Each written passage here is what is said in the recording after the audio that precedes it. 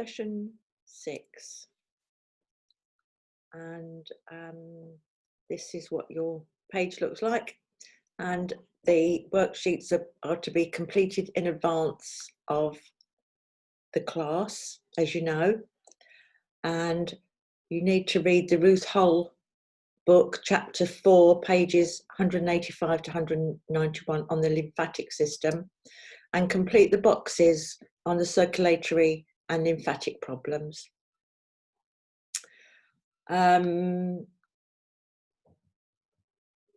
So let's have a look. What we've got today is a case study, Evelyn.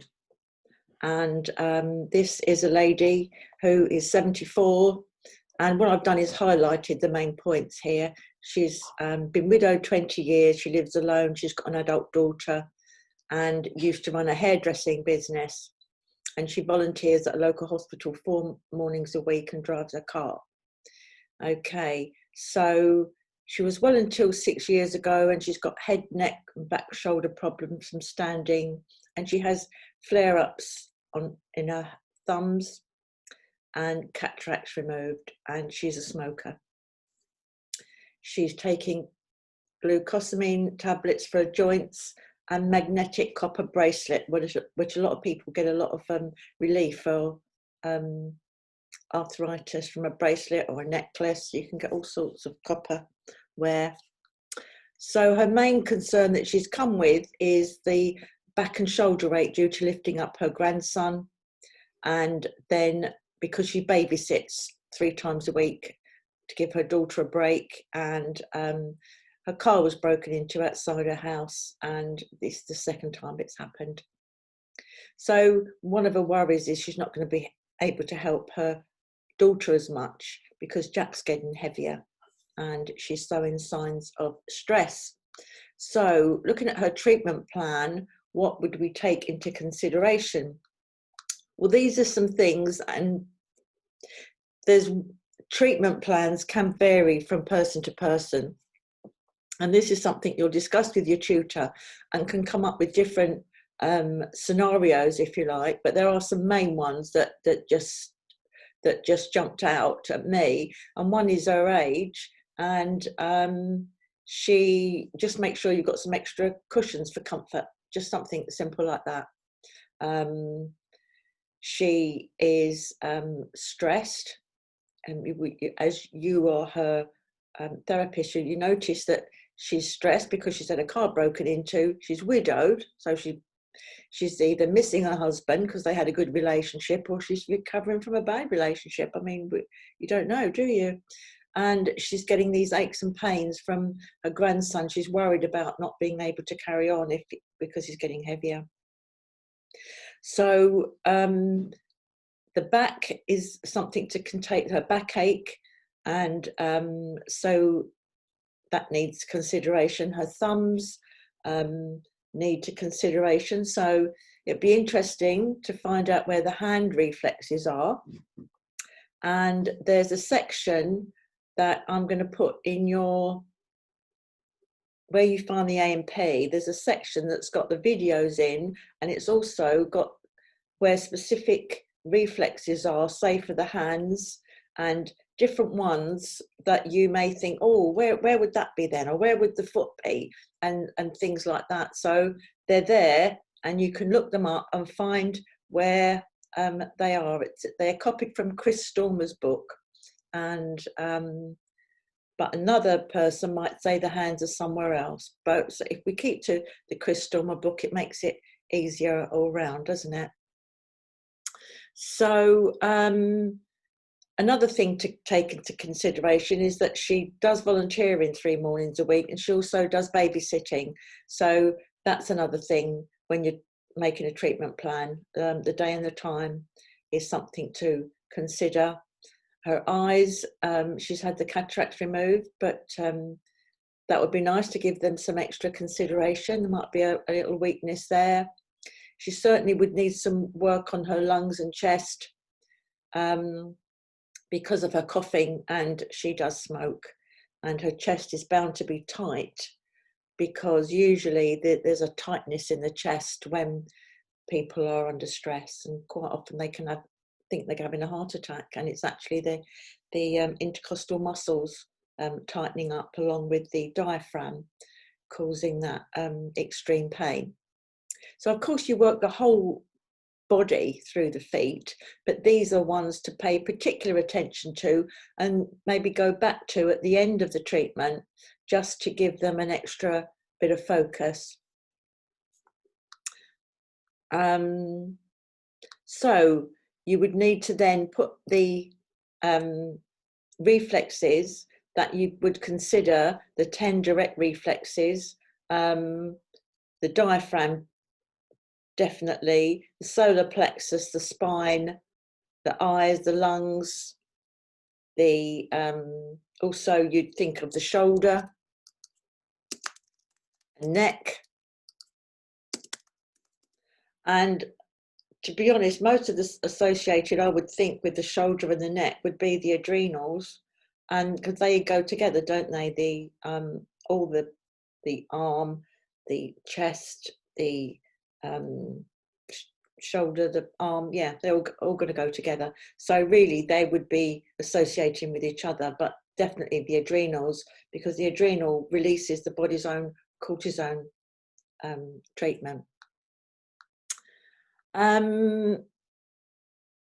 So why would we work on those reflexes? Well, we'd work on the diaphragm and the solar plexus, because they're the stress, that's where you go to help someone to relax, and so that they would be the stress reflexes. Also the brain would be a good one for her stress, because she's got a busy brain going on. The spine and the shoulder and the hands and the arms, well, that is obvious that we need to concentrate on those, because that's where she's getting all the pain from.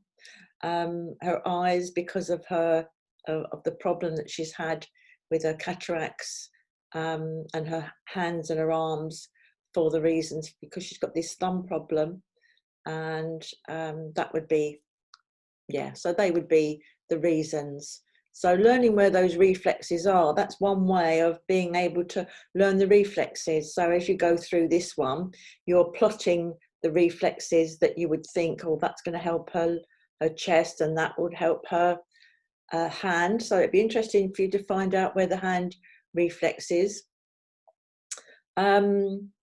State 2 common causes or triggers of stress. Well, it was like take your pick, really, wasn't it? Because you could have chosen that she's widowed, you could have chosen that she's busy. I've looked at because the car was broken into, and that's twice it's happened, and then she's concerned about looking after her grandson and not being able to continue because it's her back and her shoulders are giving her a problem. So that would be causing her stress. So 2 suggestions to make it more comfortable in her home. The environment, I've used a cushion again, because there's one thing you like as you get older is to have a nice cushion. And also maybe you think of a cover to go over, a nice little throw, a blanket to make her nice and cozy. She's a woman that's always looking after other people, so now would be the nice time to make a little bit of a fuss for her, but not too much fuss. Older people don't like you making too much fuss, like they're old people. If you try to get someone elderly off a chair, they might not thank you for it, because very, very independent, and oh no, I can get off the chair. Whereas you could get a younger, fitter person, and dare I say it, but yes, then they would, but quite happily let you help them out of the chair for whatever reason, because sometimes the Lafuma chair you might be using looks a bit low and awkward for them to get out. So just ask if they're okay to get out, and some people will be quite glad for you to help them, because particularly if they're a bit on the heavy side, it might be tricky. So the reflexologist is given extra attention to the diaphragm and solar plexus. One further positive effect of working both of these reflexes was the diaphragm, which is underneath the chest here. So there's the diaphragm, as you know now. That's the dome-shaped muscle that runs from the front to the back. And that gets very, very tight when we're stressed. And so by working on that, that is going to help to relieve that tightness as well as relaxing her.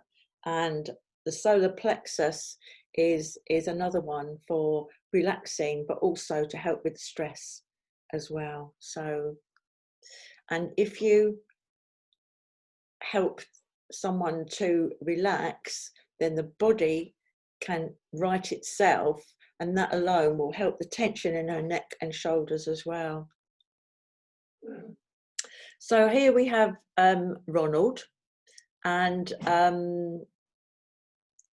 he's 76, and and I've highlighted here the things that I would want to remember. That he's a mine worker, is 76. He gets occasional colds. He smokes a pipe. He looks like he might have bronchitis or has had bronchitis. He has got an enlarged prostate, which is tied to the urine problem. He's got extremely high blood pressure, which is monitored every month. And he's regularly checked for diabetes mellitus, and is controlling his carbohydrate intake carefully. So this would be type 2 diabetes, actually, because that's the one that's controlled by diet. So he's got an enlarged prostate, which is affecting him now, and the prostate surrounds the urethra. So there's the kidneys. I've got the ureters going into the bladder, and then the urethra goes down into the outside world, and the prostate surrounds the urethra. And if that's enlarged, it squeezes on the urethra, which then means that you want to keep going to the toilet. And that is why older men are often up and down in the night to go to the toilet. His breathing is affecting him more severely each year. That would be the winter time, usually. Of course, it could be in the spring when the buds are out. And he's got slight lower back pain, but he feels that's due to this stone of extra weight that he's put on. So his key factors is his age, because he'd want to be comfortable and treated obviously with respect, but you'd need to make sure that it was in a particularly comfortable chair with the cushions again. You need to take account of the fact that he's a smoker, so you'd be looking at his lungs and his bronchial areas. You would also be thinking of the prostate, which is the same place as the uterus. So the uterus and the prostate are in the same area in the centre of the body. And the ovaries and the testes are in the same place on the outside of the body. Therefore, they're on the outside of the foot, or the lateral side of the foot. He's got high blood pressure, so you would take that into account, and that would mean that plenty of relaxation techniques, and he's been diagnosed with high blood pressure. And if he's on high blood pressure tablets, you would treat him like he hadn't got high blood pressure, because that's keeping it stable, but it won't, the treatment won't elevate his high blood pressure. And what some therapists like to do is buy a little monitor that they can put on and check the blood pressure before and after they've done a client, to show that the blood pressure has come down a bit. You would take into consideration his breathing, so you'd be looking at his lungs, and because that's something he's concerned about, and he smokes. His weight is the only factor that would be really, is to make sure that if he wouldn't be too heavy for your chair. I mean, really, I don't think he would be too heavy, but that is a consideration. If someone is very overweight, and I don't think he is for a minute, then it would be best actually if they sat in their own armchair at home, and you use maybe a pedestal for their feet rather than they sit in your lafuma or get on your couch, which could be quite difficult as they get if they're if they find it difficult to get up on the couch. Yeah, so you do need to think about that. We'd think of his lower back pain. He thinks that's to do with his extra weight, which it may be, but also he gardens, and so that may be the thing that's doing it. He obviously enjoys it, so he's a very active man, and the fact that he's very active and he's keeping himself fit is a good thing. So he's a very positive person, just apart from the pipe. So we would look at the different, so this is just to help you learn where the reflexes are. So then you could colour in the lungs, find the esophagus. That will be in that extra information that I was telling you about. And there's the chest, definitely. The prostate, the spine, the diaphragm, all these are, you'd be doing everything anyway, but these are the ones to particularly go back on. So if you can think of any more, and in the classroom, you can think of any more, and you can have that discussion together. So one reason for working on each of the lungs, because he's had the bronchitis, and the chest for the same reason, because the chest is down the front of the foot, which is the dorsal of the foot, and the lungs are on the plantar aspect, the bottom, the bit that you start with. So the prostate, because he's got these enlarged prostate, and the thoracic spine, that can help his coughing. It's going to help the lungs, because everything goes from the spine to the body, and so from the thoracic they're going right around this area here around the chest, and so working the spine is working the chest as well. So the spine would always be a additional reflex to think about. The adrenals are brilliant for helping with pain and inflammation, so there would be one that you would concentrate on, because they're releasing the body's own cortisol. The diaphragm, the solar plexus, the relaxation reflexes, important for the tight chest muscles and to bring down the stress levels. Because if you're coughing and if you're getting up in the night to go to the loo a lot, it is very stressful, and so that needs to be taken into account. The lumbar spine, because he's getting this lower back pain. So what is bronchitis? And so you can look these up easily. You can go to Google and put define bronchitis, and it will just give you the explanation. So it's an inflammation of the mucous membrane of bronchial tubes. It typically causes bronchospasm and coughing. So we've got the from the throat, it goes down to the esophagus. Oh no, it's the trachea. And then it goes to the bronchial tubes out to the lungs. So that's where the bronchial tubes, that's why it would be quite high up, the coughing, because they've got this mucous membrane. Yeah, nasty. So a trigger would be the smoking. You might think, well, I don't think it's going to be the gardening. I don't think the, no, that wouldn't cause cause it, or just thinking of in the spring, but that would be something else. So I think it's definitely thinking of it. It's the smoking. It could be that he stays too long in the garden in the evening. You don't know. And the damp. And if he's got no one to tell him to come in, he might stay out there too long. Explain one way that the reflexologist would make him comfortable during the treatment. Well, one of the ways, if he was happy with his garden and you're at his home, he could be facing the garden and you could have your back to it so that he could see it and take pleasure from it.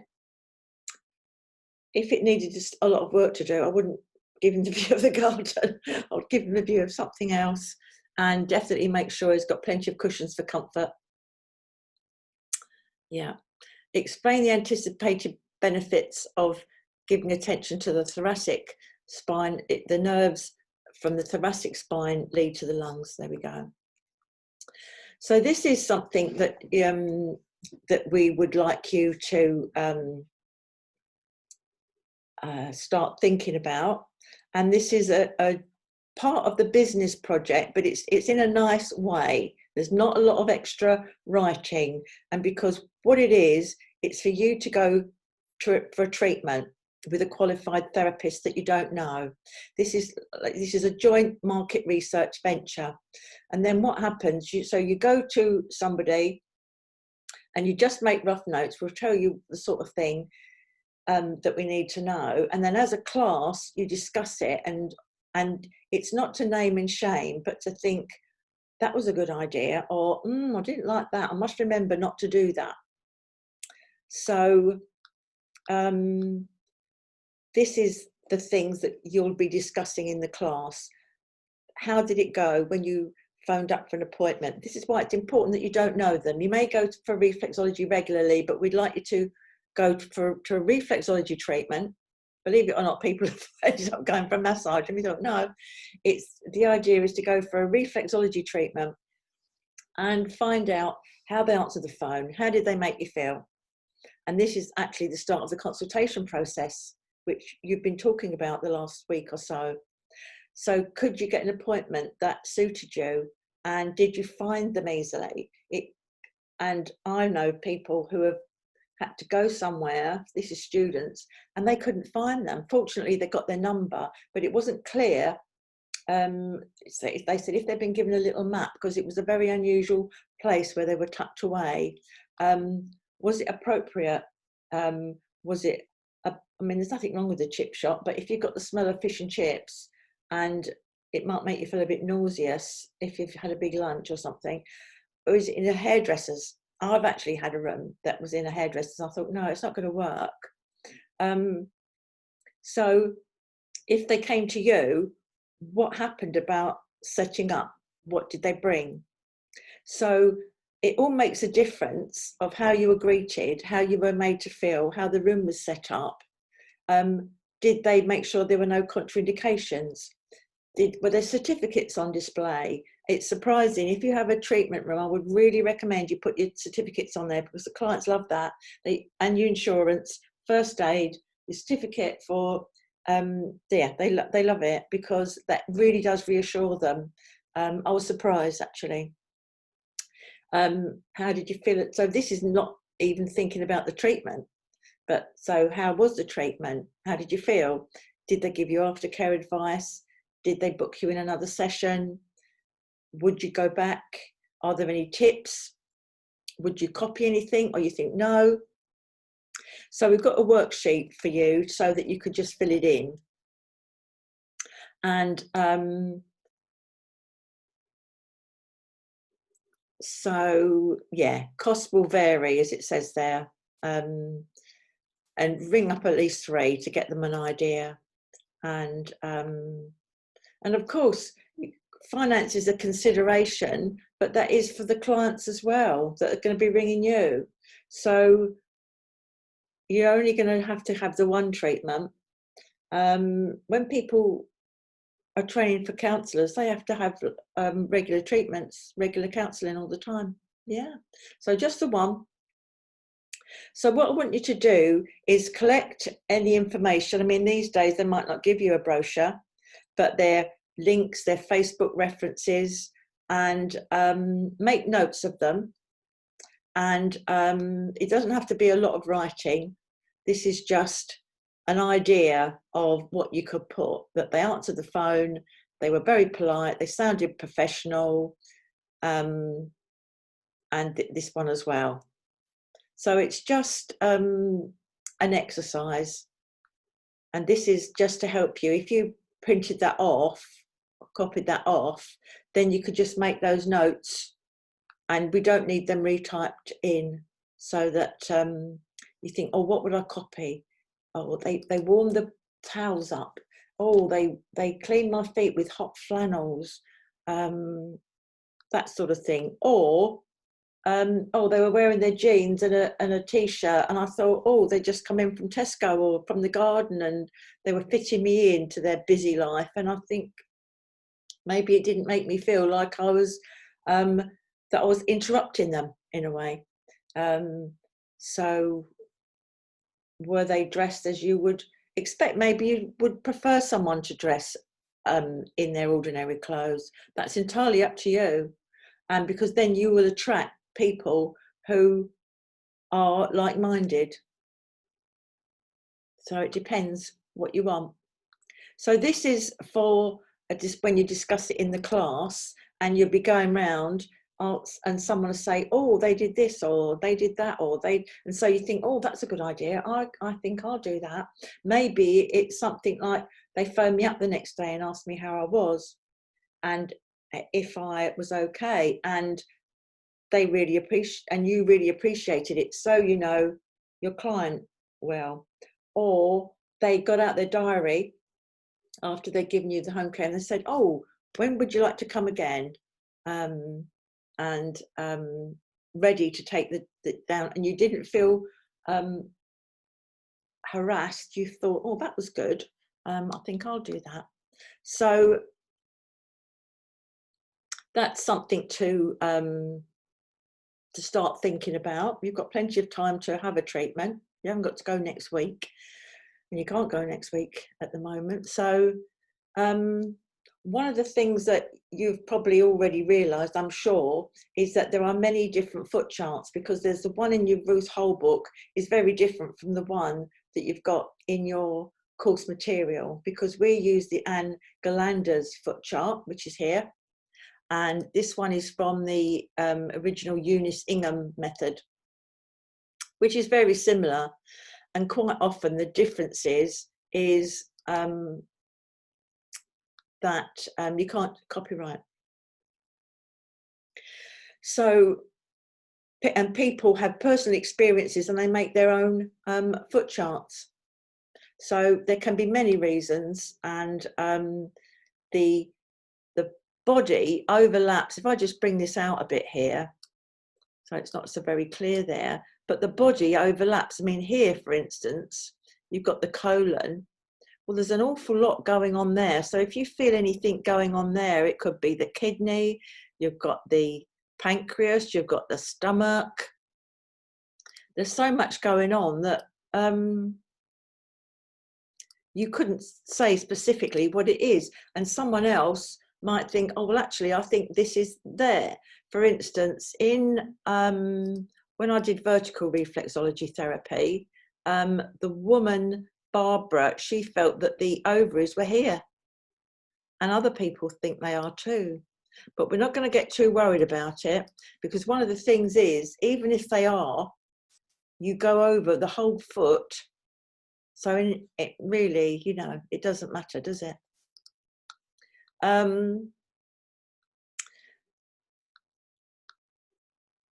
Yeah.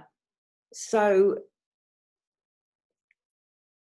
here we've got the referral areas, also called cross reflexes, and they're different to the reflexes of the hand and feet, but they're still of real importance to the body.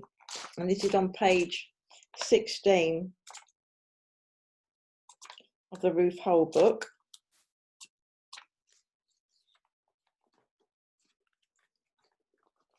Where you've got this here. So our upper body includes the, and you just copy it out of this book, the shoulder girdle, the humerus, the elbow, the wrist of the hand, and our lower body includes the pelvic girdle, the long femur, the knee, the ankle, and then the foot. So it's in the colour here that you can see. So that shows the upper and the lower body.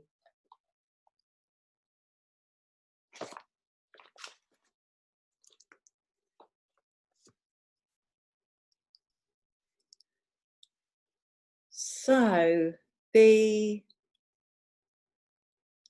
structures are similar, and you can see here that Lynn Booth is working on linking the feet and the hands. So she'd be linking something from the upper body to the lower body.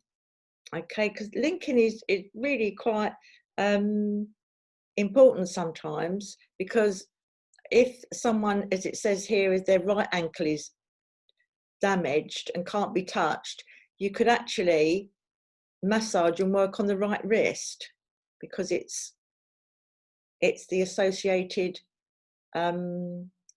reflex.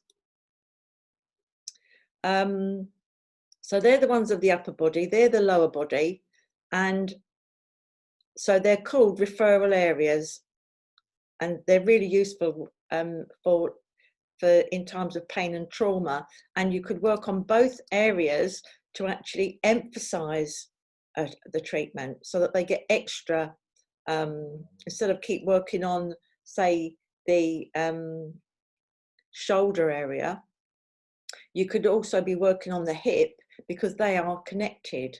So you think, oh, well, I've done over the shoulder enough, we'd go over the hip, because they're actually linked. But you don't have to worry too much about that, but just that when you hear about it in the future, you think, oh yeah, we did cover that, but you haven't got to worry too much at the moment.